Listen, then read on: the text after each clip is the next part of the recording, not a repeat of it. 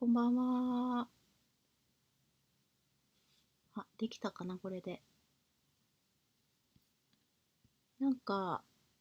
字幕がうまくできなくて、この、一人でいる夜にって出したいんだけど、出せないな。はい。えっ、と、日曜日の夜11時から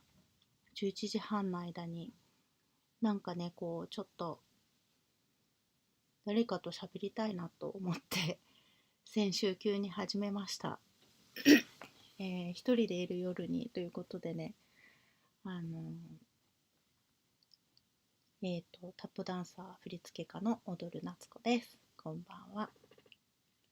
はい。じゃあね、一人でしばらく喋ろうと思います。まだね、今、誰も見てないから、じゃあ一人で喋ろうかな。今日はね、あの、リズムのことをちょっと考えてたんですね。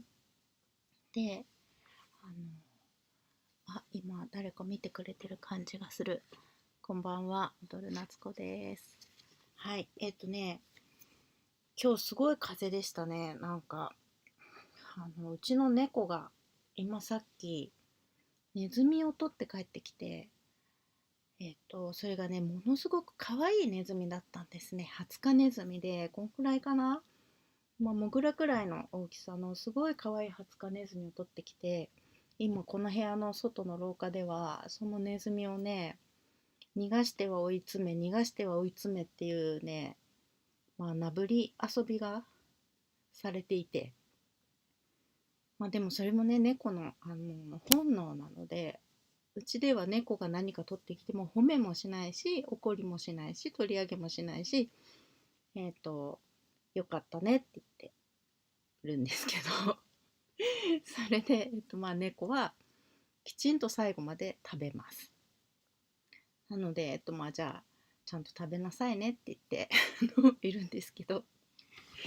というのがね、今そこの廊下で行われています。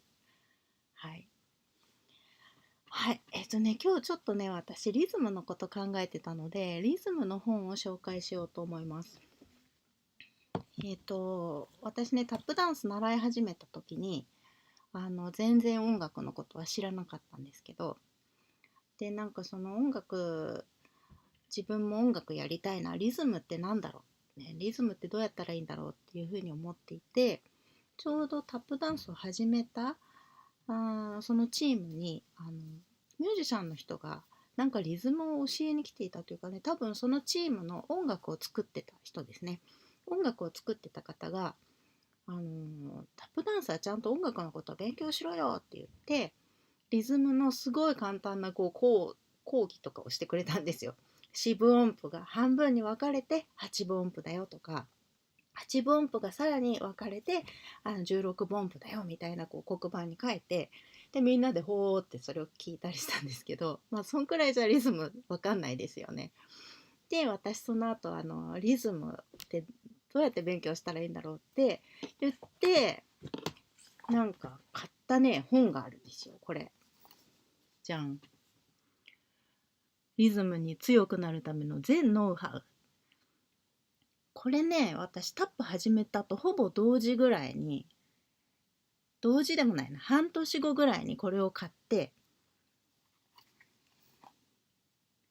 市川宇一郎さんっていうんですけど、あのなんかそのやっぱりパーカッションとかドラマの中では有名な方なみたいで、リズムやってる方はきっとご存知なんでしょうけれども、とにかくね、これを一生懸命読んだんですよ。で、これすごく、で、私音楽の勉強したことなかったので、すごくわかりやすかった。で、まず一番最初に、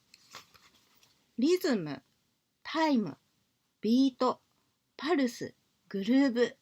この言葉が何を指すか分かりますかっていうのが書いてあるんですよ。ね、本の中身はね、公開しちゃいけないと思うから。で、この辺やっぱり曖昧なままタップダンス習ってたので、それまだ習い始めて半年ぐらいだから。リズムってなんだろうとかタイムってなんだろうって聞かれてもわからないと思って、この本を一生懸命読んで勉強したんですね。はい。で、私の中で一番聞いたことなかったのがこのパルスっていうのだったんですね。パルスってなんだろうな、そんなのタップの練習で聞かないなと思って。でね、これが実は非常に重要な、自分のこうやりたいリズムを生み出すためのなんか鍵だなって思ったんです。で、そのパルスを鍛える練習っていうのを、メトロノームを使ってやるようにしました。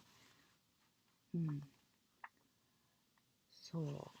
うなんかね、途中にも要はパルスを正確にすることだって書いてあって、パルスをこう強化することによってパルスから離れて自由になれるよみたいに書いてあって、これはね、なので未だにちゃんとメトロノームでいつも練習してます。曖昧にならないように。ということで、なんかもしね、リズムのことをタップでリズムどうやったらいいんだろうと思ってる方は、この本を読んでやってみるといいと思います。これちゃんと練習できるようになってるんで、もうめっちゃおすすめです。これ24歳とかの時に買った本ですけど、まだずっと持ってて、何年かおきぐらいにこう開いて、そういえばそうだったなって読んでみたりしていますね。なんかこのね、続編でリズムトレーニング教科書っていうのもあって、こっちはね、もうちょっとトリッキーなリズムについて書いてあるんですよ。なんか一拍半フレーズとか、なんかちょっとこう、なんですかね、1、2、3、4っていうリズムの中に、タカツタカツタカツタカツトン、タカツタカツタカツタカツトンみたいにずれて入ってきたりするもの、そういうものの練習とかが載ってるんですけど、これはトレーニングするのは楽しいですね。自分が騙されたりして、あれ今どこにいるんだっけってなったりするんですけど、こんなのもね、タップの練習する人にはおすすめです。ということで最初におすすめをしました。はい。いやー、なんか今日はね、目的を持って喋っちゃったんだけど、なんでかっていうと、ね、先週はなんか初めて見てくれたのか、偶然見てくれたのか、外国の人がいっぱいね、はいはいって言ってきてくれたんですね。で、一生懸命はいはいって答えてたんですけど、私そんなに英語喋れないので、後からね、日本語字幕つけると、自動翻訳があるんで、字幕つけたんですけど、今日のもまた後で字幕をつけます。はい。なんかね、ちょっと今、リズムの話したので、先にね、音の話しようかな。これもね、おすすめの本なんですけどね。幸田彩さんの台所の音。これ、彩さんっていうのかな、なんか、玉玉緒さんっていうのが、これ、台所の音っていうのは、お料理する音ですよね。包丁でタンタンタンタンタンタンって野菜を切ったりする音のお話なんですが、私このタップの音ってそもそも人の足音ってすごくこうなんていうのかな、その人の心をよく表してるなって思うんですね。怒ってイライラしてる時の足音とか、もう疲れてる足音とか、すごくこう感情が無意識に出てるのが足音だなって思ってるんですけど、なのでこうタップダンス踏んでる時に、さっきみたいなリズムのことももちろんやるんですけど、その感情的な表現がしやすいのが足音だなってすごい思ってるんです。で、自分が踊る時はその心の動きをそのまま足音に反映させるように、だから心が動かなかったら踏まないようにしてるっていうか、してるんですけど、そういう意味でこの台所の音っていうね、このお話はすごくよくて、この人は料理人の奥さんがの話なんですけど、料理人の奥さんが、その料理人が実は病気になって、もしかしたら胃がんかもしれないってお医者さんから聞くんですよ。で、それをでも告知しないで大丈夫よって言って看病してるっていう状況なんですけど、でその中でこうある日、その旦那さんにね、お前の包丁の音は最近冴えないな、なんかに気兼ねでもしてるような音を出すって言われるんですよ。でドキッとするんですけど、おそらく無意識に本音を悟られちゃいけないみたいなことを思っていたんでしょうねっていうことなんですよ。でその台所の音を、だからといってわざと派手にやってもあれだしって、すごくこう自分の台所の音を気にして看病してるっていうような話で、これね、私すごい何度も何度も読んでるんですけど、そうやって無意識に立てている音を意識しだすと、あれ本当はどういう風にやってたんだっけなとか分かんなくなったりするっていうか、なんか短い、これ何個もいっぱい短いお話入ってるので、よかったら読んでみてください。ね、なんかそういうことありませんか？あの意外とね、私立ち居振る舞いがきっとうるさいんですよ。バタバタしてて、あの特に台所の音は派手にうるさいですね。タンタンタンタンって聞いたりとか、うん、そんななんか繊細に普段動いてないですけど、それはなんか自分としては機嫌がいい時なんですよね。威勢がいいというか、怒ってるとかじゃなくて、パンパンパンってなんか台所仕事やりたいですね。うん、なんかちょっと関係ないですけど、そういう威勢がいいっていうのが普段なんだけど、なんかね、洋服がものすごい破れるんですよ。無駄な動きが多いんですかね。とにかく洋服捨てる理由は穴が開いたからなんですよ。なんかいろんなとこに穴が開いたり、あと破れちゃったりとかします。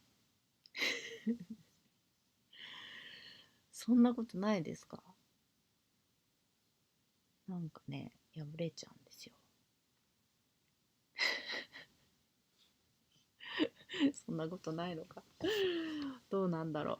う。服破れるっていう人いたら教えてください。ね。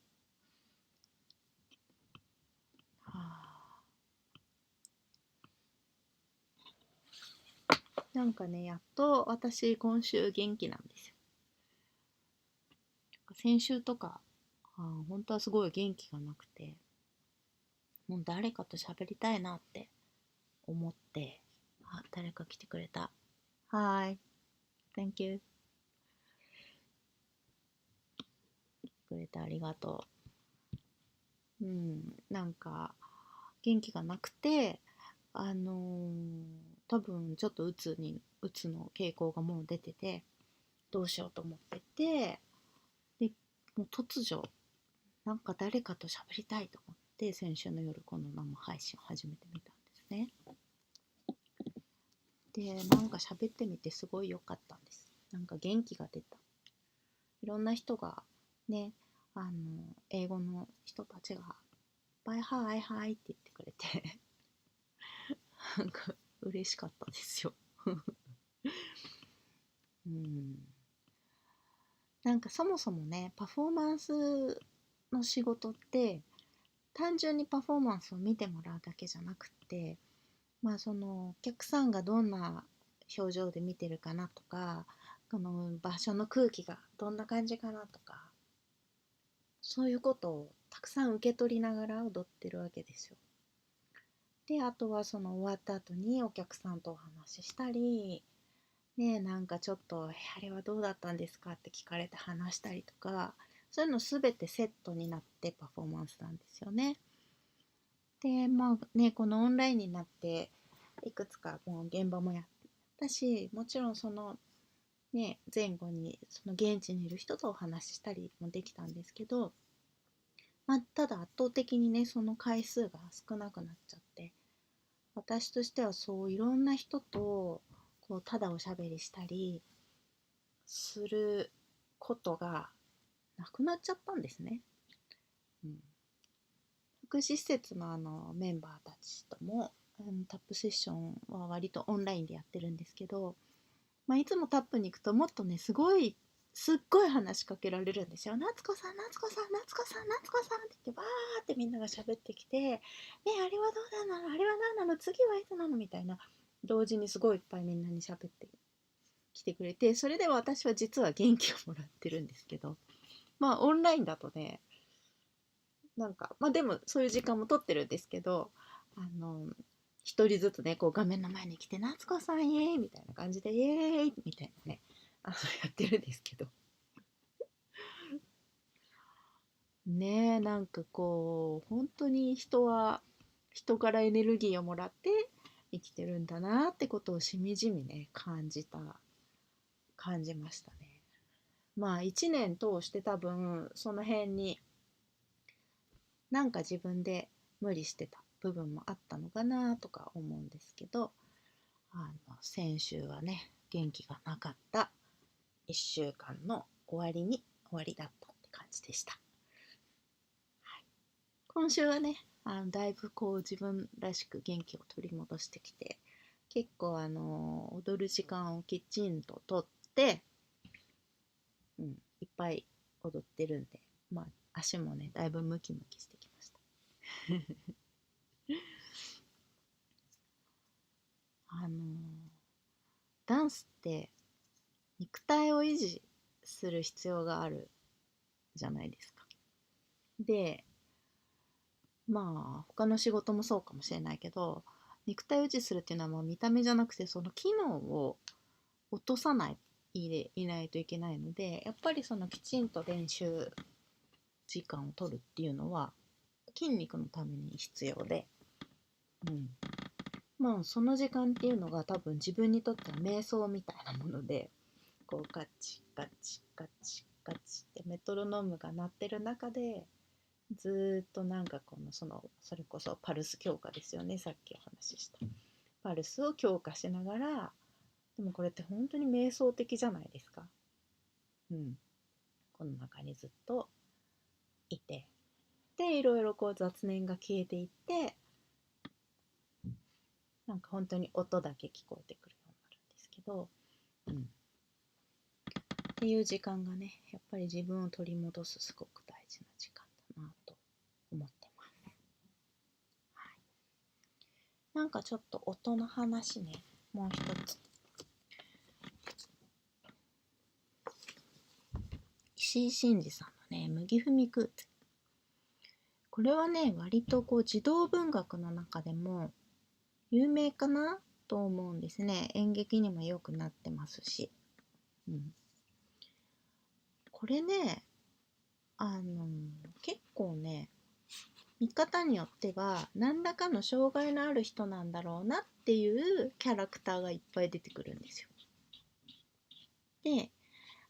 私初めて読んだ時そういうふうに思わなかったんですね。だけど何回か読んでる間に、その足音につながろうプロジェクトでいろいろなこう障害があるって言われてる人たちと踊ったりするようになっていたので、後からもう一回読んだ時にあれこれってなんかあの人みたいだなとか、このキャラクターあの人みたいだなとかで読んでみたら実はそういうね感じじゃないかなって思ったんですよ。そういう感じっていうのは何らかの知的障害って言われるようなことは別の意味での感覚の優れてる、もしくは飛び抜けてへんてこみたいなことをファンタジーとして書いてるんじゃないかなって思ったんですよ。うん、あの私一番好きなのは用務員さんなんですけど、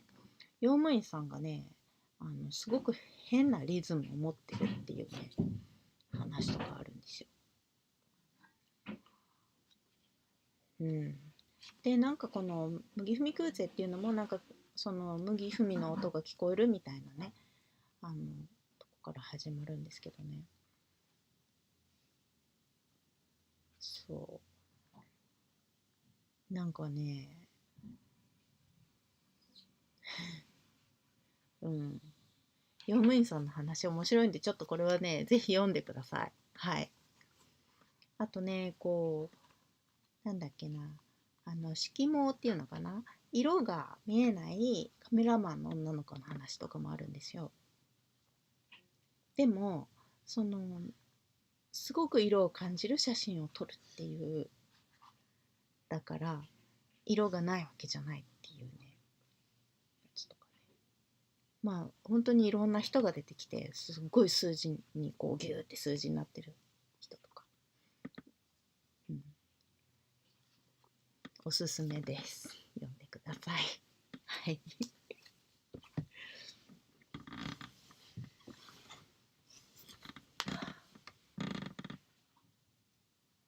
なんか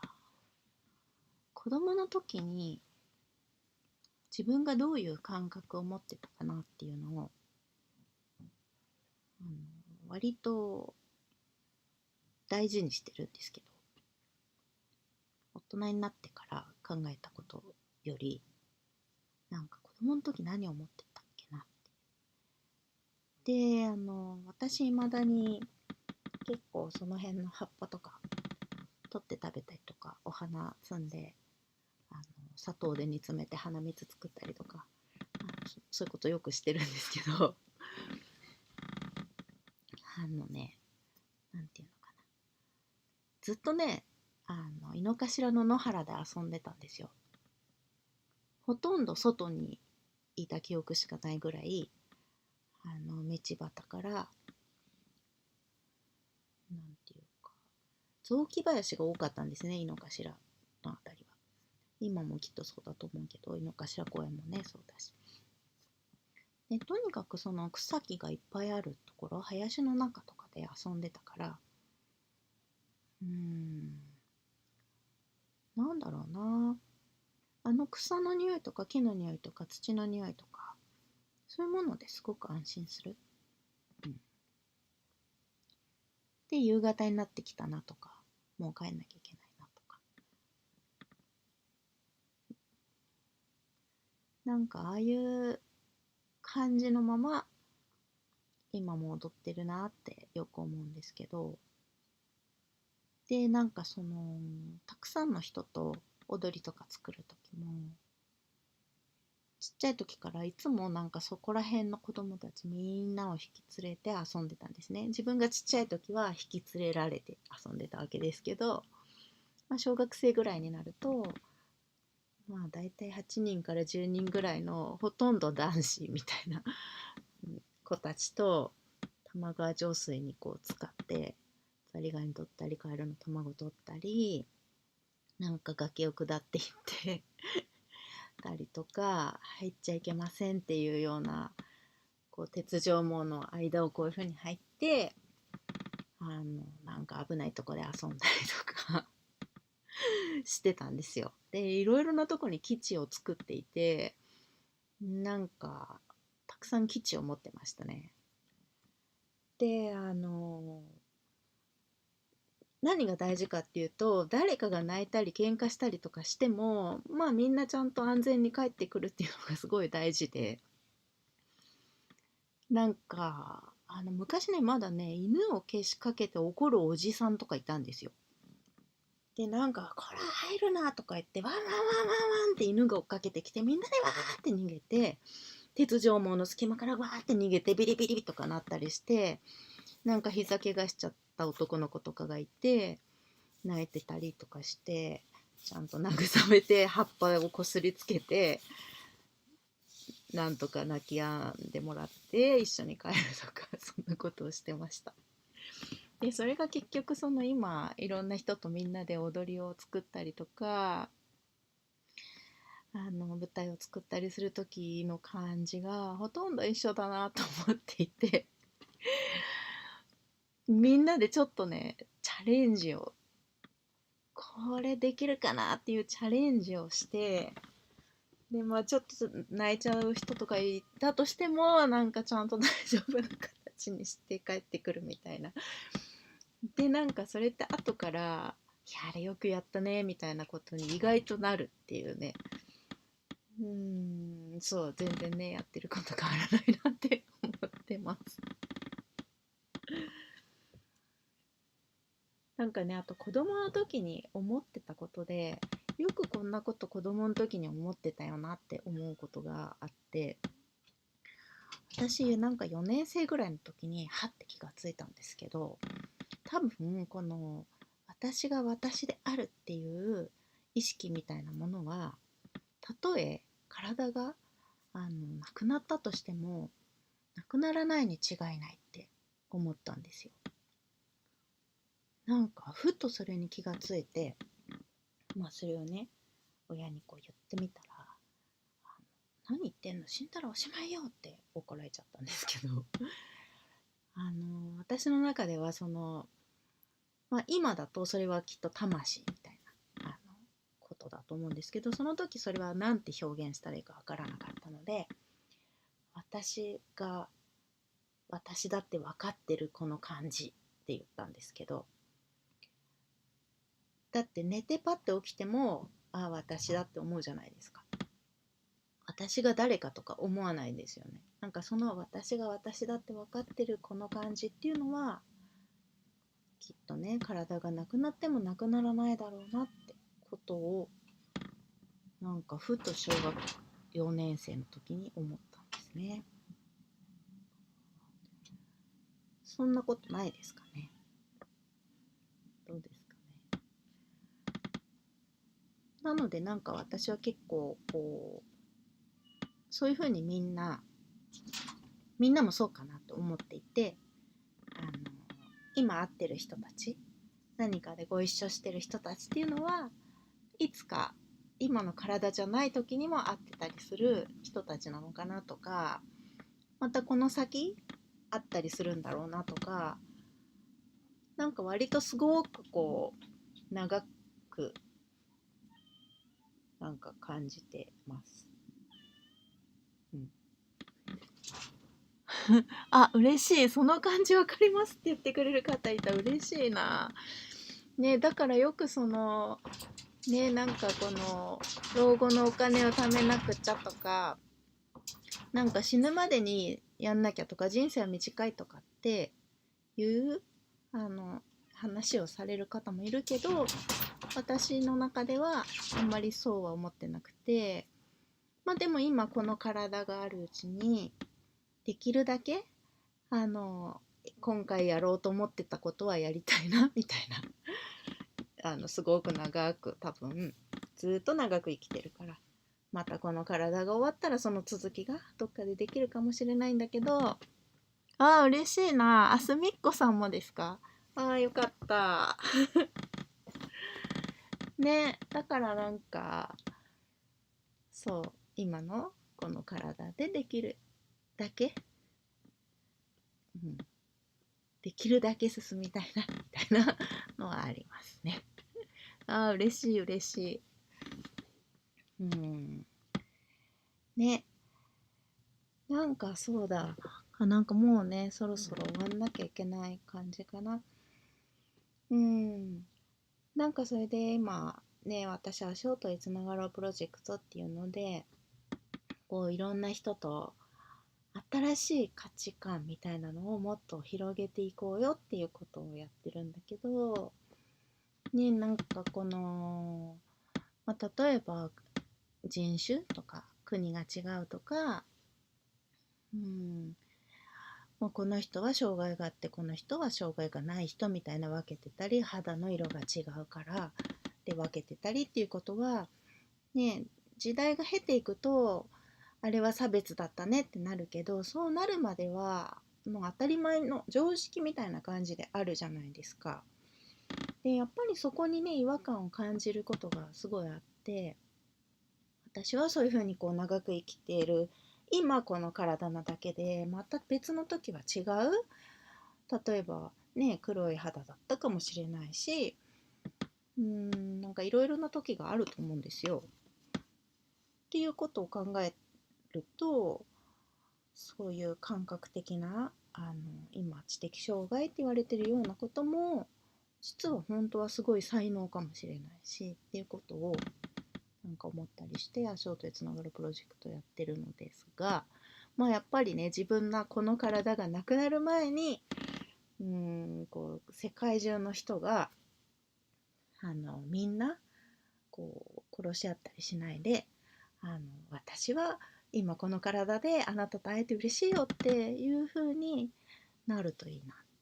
なんかこの人はダメでってこの人はできない人とか決めつけないで、この人はこの人でこんな素晴らしいところがあるじゃんっていうことがもっとね混じり合うといいなっていうことを思ってます。なかなかね世界平和成し遂げるなんて難しいじゃんって、大きすぎるじゃんってことかもしれないけど、みんながねそう思ったら多分そうなるよねって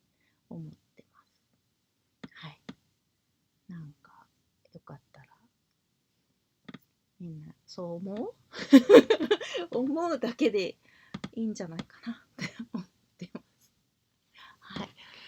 ね、なんかそれで今お金をね集めなくっちゃとか思ってて、お金あるよっていう人いたら私につないでください。なんかお願いに行こうと思ってますね。お金ねなくてもできることいっぱいあるんですけど、でもお金がもう本当に交通費とか場所代とか、今お金はやっぱりないと実際には動き続けられない部分もあるから、なんかそういう活動にお金を集めようと思ってます。ということでね、最後お金の話になったけど、またお金のことも今度話そうかな。でも今日はなんか嬉しかったな、長く生きてる人がいっぱいいることが分かってということでね、一人でいる夜にトークアットナイト、はい、今日2回目だったんですけどスパイティハローもう今終わるとこです。じゃあね、また明日からの1週間楽しくお過ごしください。ではでは、ご覧くださりありがとうございました。おやすみなさい。Good night。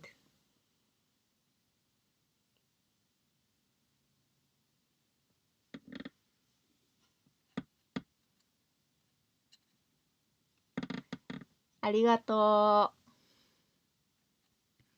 ここに書いていこう。